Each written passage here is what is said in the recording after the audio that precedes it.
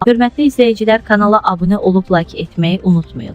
Günün xəbərləri təqdim edir. Xalq artisti Eyyub Yaqubov oğlu Zakirdən danışıb.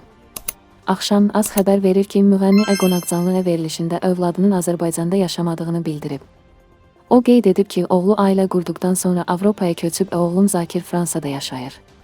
Əvvəl onu kliplərimə çəkmişəm. Tez-tez gedib gəlirlər, nəvəmi görürəm. Musiqisinin sevilən simalarından Güllü vəfat edib.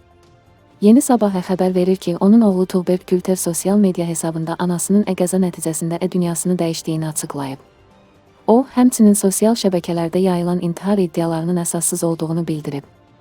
Rəsmi məlumatlara görə Güllü Yalovanın Çınarcıq rayonundakı evinin balkonundan yıxılıb və bu hadisə onun ölümünə səbəb olub.